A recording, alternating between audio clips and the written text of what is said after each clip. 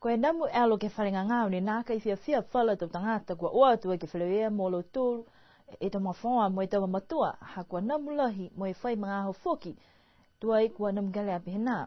Ko se pitiki he wharenga ngāo ne poloka si ke lea lahi e namu kua nā kai mitaki ke nā tau molo tōru ne kua nonofu atu ke wharenga ngāo ha kua tau ka whokia. Pia ke lo tōru ne kua ahi atu.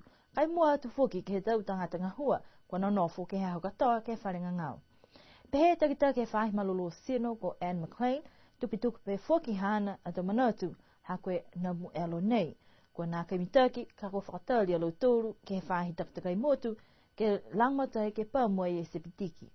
Pehe whoki aia, whainga hoa whoki kua whakatoka, mo e tau pulotu mai whafo, ke liu ke se pitiki, ha ko whai mga aho, ne whaile kua penei, mo amina ke liu whakatutala, ko hingo e te mena ki tau seaki.